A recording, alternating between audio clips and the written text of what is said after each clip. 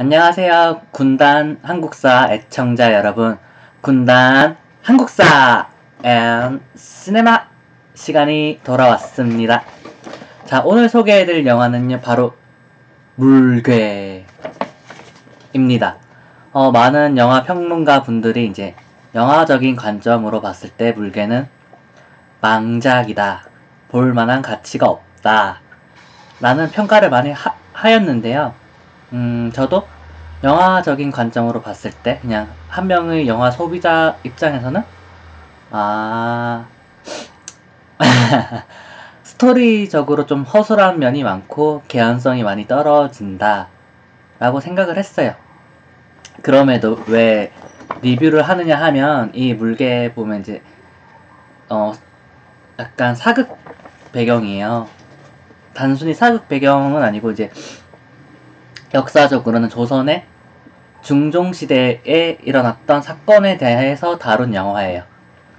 근데 사실 영화에서는, 그러니까 영화 외적인 그런 중종의 스토리를 알고 나면 이제 이 물개 영화를 감상하는데 조금 더 도움이 될 수 있을 것 같아서 이야기를 해드리려고 하는 거예요. 근데 이제 사실 영화에서 나오는 것처럼 이제 중종이 이렇게 신하들한테 구박당하고 힘도 못 쓰고 이렇게 막 신하들이 막 척호 부대 들여와서 협박하고 할 만큼 무능력한 왕은 아니었어요, 사실. 네, 사실은. 근데 뭐 영화 내적으로 보면은 이제 말이 안 되는 게 너무 많죠. 연산군이 동물원을 만들었는데 그중 키우던 동물 중 하나가 이 부분은 약간 영화 스포가 될 수도 있는 부분인데 어쨌든 역병이 걸린 인간을 잡아먹고 괴물이 되었다 이런 설정인데 어쨌든 동물이잖아요. 동물인데 영화 중간에 이제 막 불화살을 맞아도 안 죽고 화살에 막 수십 발 맞아도 안 죽고 하는 장면은 조금 스토리나 이런 부분에서 영화 내적으로 설명이 없다 보니까 좀 이해하기 힘들었어요. 그 다음에 이제 또 지금 이 아저씨가 되게 충신으로 나온단 말이에요. 근데 사실은 그쵸? 이런 관상학적으로 이제 얼굴이 약간 좀 충신스럽게 생겼잖아요. 그래서 이제 왕이 실망시켰지만 또다시 한번 왕을 위해서 일을 한다? 뭐 이런 설정이 너무 이렇게 구멍이 나는 건 아니에요. 그러니까 누가 봐도 간신처럼 생긴 얼굴의 아저씨를 배우를 섭외한 다음에 김영민 아저씨가 맡았던 충신의 역할을 맡겼으면은 이상했을 거예요. 그러니까 예를 들면은 뭐 간사하게 생긴 사람을 배우로 세우고 좀 안 맞죠? 어떻게 보면은 진짜 캐스팅이 정말 잘 된 영화예요. 그쵸? 왕이 나한테 거짓말을 해서 실망을 했을지언정 다시 나의 검이 되어라 했을 때 언제든지 달려와서 검이 되어줄 수 있는 그런 신하. 그쵸. 원래 영화라는 게 영화 내적에 2시간 정도 시간 안에 모든 스토리를 우겨넣기 힘들기 때문에 원래 영화 외적인 개연성을 이해하고 봐야 되는 거예요. 근데 이 영화는 너무 영화 외적으로 개연성이 다 깔려 있어요. 이렇게 좀 삼천포 이야기를 많이 하려고 했던 건 아니고 어쨌든 이제 중종 시절에 일어났던 이야기인데 이제 신하와 왕이 대립을 해요. 근데 이제 아까도 말했지만 이제 진선대군 이제 중종이 된 진선대군은 사실은 그렇게 무능력한 왕이 아니었어요. 처음에 연산군을 폐주시키고 왕이 됐을 때 19살 때 왕이 됐을 때부터 섭정이 없이 바로 직접 통제를 했던 왕이에요. 그리고 연산군은 자기의 그러니까 엄마는 다르지만 같은 아빠를 둔 이북 형제죠.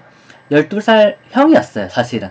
그리고 사실은 처음부터 연산군인 형을 그렇게 싫어하지도 않았어요. 그런데 이제 연산군이 자기보다 좀 더 전통성이 있는 중종을 왕이 되고 나서 많이 견제를 해요. 같이 밥 먹을 때라던가 혹은 사냥을 갔을 때 말타기 시합을 할 때라던가 견제하는 모습을 봐오면서 아 이거 내가 몸을 사리지 않으면 죽겠구나 해가지고 이제 몸을 사리면서 자기만의 세력을 키워오던 친구예요. 친구가 아니고 왕이에요. 그래서 영화에서 나왔던 이제 그 물개 사건으로 중종을 압박하려고 했던 신하들과 중종은 사실 연산군이 왕이던 시절에는 같은 편이었을 확률이 굉장히 높아요. 굉장히 높고 근데 이제 왜 그럼 영화에서는 그렇게 대립하고 서로 못 잡아먹어 안달이냐 쉽게 생각하면 돼요. 조선을 이제 세운 건 이성계가 세웠지만 이제 그 과정에서 이방원과 정도전이 큰 역할을 했단 말이에요. 근데 그러니까 고려가 이게 망하기 전에는 정도전하고 이방원이 같은 편이었어요.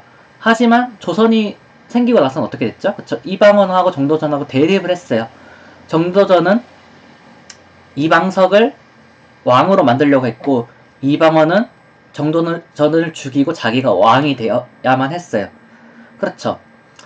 이제 적이 사라졌기 때문에 연산군이 없어지고 나서는 이제 서로 추구하는 방향이 조금 달랐기 때문에 신하들은 연산군 때 생명의 위협을 많이 느꼈으니까 자기 자신들의 말을 잘 듣는 왕을 가지고 싶어 했고 중종은 자기도 그 연산군 형의 목숨의 위협으로부터 자기 자신을 보호하기 위해서 뭐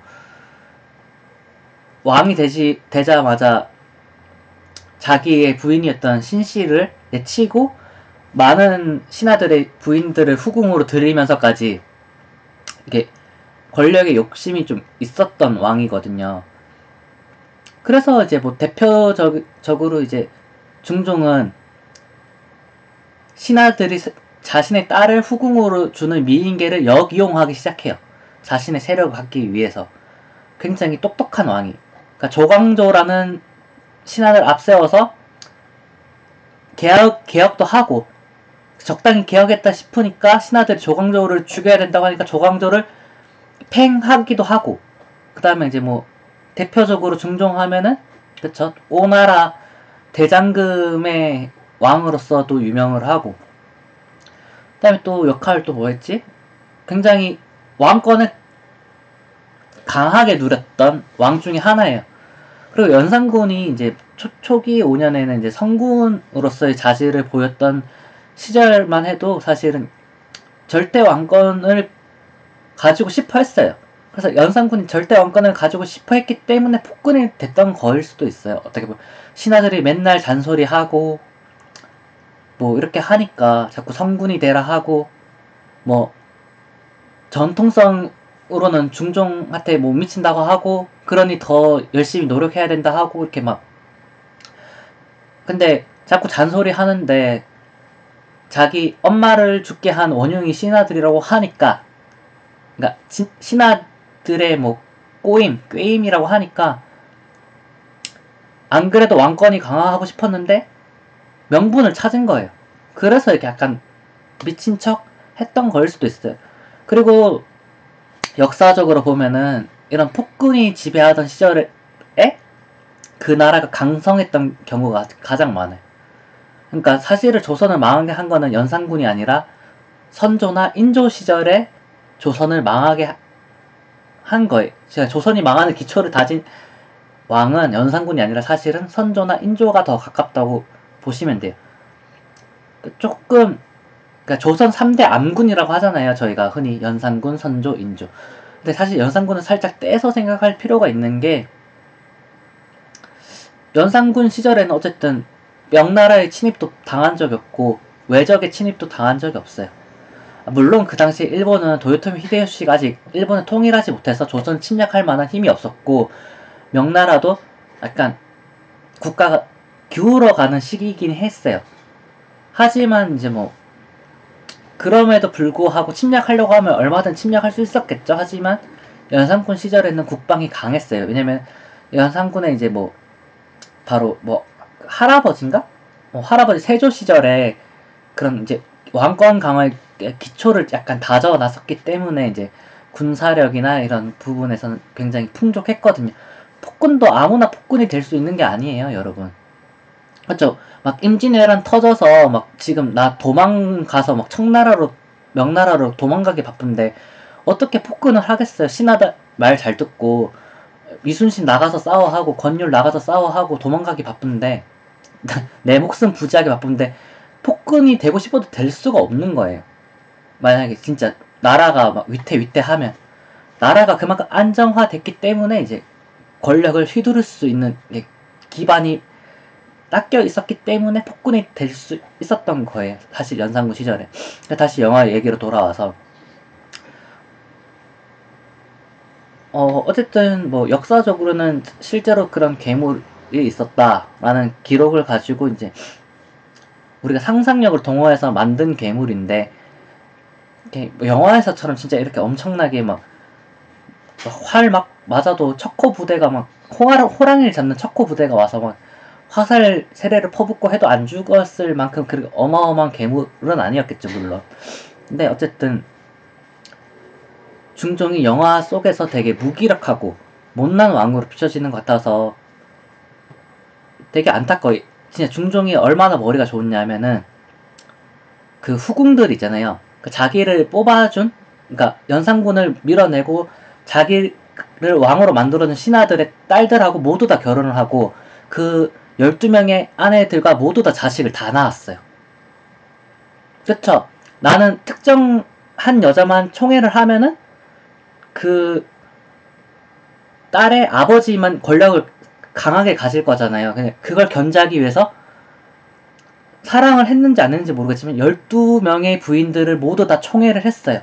그래서 모두 다 공평하게 자식을 가지게 했어요. 그래서 조선에서 자식이 5번째로 많은 왕으로 기록되고 있는 게 또 중종이에요.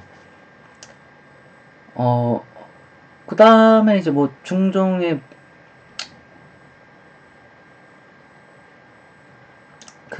중종의 그런 모습들을 봤을 때 이제 그 영화에서 나오는 것처럼 그렇게 막 무기력하게 신하들이 우리가 널 왕 만들어줬는데 왜 우리 말을 안 듣냐 하고 이렇게 막 혼나고 그런 왕은 아니었고 굉장히 여우 같고 굉장히 똑똑하고 연산군의 그러니까 중종이 진짜 얘도 성격 연산군의 동생인데 친동생까지는 아니지만 어쨌든 동생인데 12살 차이 난단 말이야. 근데 얘도 갑자기 획가닥해서 갑자기 흑화해서 신하들 다 칼로 막 뽑아서 죽이면 어떡해요. 신하들이 그렇게 막 절대 권력을 영화에서처럼 절대 권력을 휘두를 수 있는 시대적 배경도 아니에요, 사실은. 그러니까 어느 정도 견제는 했겠죠. 왜냐면 연산군 같은 왕이 또 탄생하지 않게 하기 위해서 물론 그렇게 이제 물개 같은 그러니까 소문 같은 걸 만들어서 압박도 하고 뭐 어디 흉년이 들리면은 그것도 왕 탓이라고 하고 뭐 비가 안 와도 왕 탓이라고 하고 이런 식으로 정치적으로 압박을 주긴 했겠죠. 하지만 중종 시절만 해도 이렇게 신하와 왕의 그 균형은 어느 정도 비슷했다 그렇게 생각하시면 될 것 같아요. 그런 걸 보면서 왜 그 시절에 물개라는 괴물이 등장해야만 했는지, 만약에 없었는데 기록이 된 거라면 왜 신하들은 물개라는 가상의 괴물을 만들어서 왕을 압박했어야만 했는지.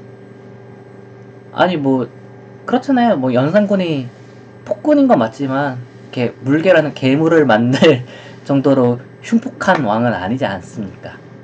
그냥 영화니까 괴물이 등장을 한 거지. 그러니까 생각하면서 보면은 또 역사적으로 저 시대에 저렇게 신하와 왕이 이제 대립이 본격화되는 시절이구나 하면서 보면 또 재밌게 볼 수도 있어요. 왜냐면은 이방원이 통치하던 시절에는 감히 신하가 왕한테 대립을 이야기하지 못했고 그 아들 세종이 통치할 때는 세종대왕이 워낙 좋은 왕이어서 신하들이 감히 대들지 못했고 그다음에 문종 단종 때에는 신하들이 힘을 조금 썼겠죠. 그 다음에 세조가 이러면 안 된다 하고 단종을 죽이고 왕이 됐을 때, 조카를 몰아내고 왕이 됐을 때 얼마나 왕권 강화에 목이 말라 있었겠어요. 그래서 다시 왕권을 강화를 했고, 그다음에 왕권이 강화해졌기 때문에 그 아들들이 편하게 통치를 했고, 그 다음에 또 왕권이 약해진다 싶으니까 연산군이 또 등장하고, 이게 계속 반복되는 거예요. 그러니까 연산군이 너무 세니까 최초로, 조선시대 최초로 신하들이 쿠데타를 일으켜서 새로 왕을 뽑고, 뭐 그렇게 되는 거예요.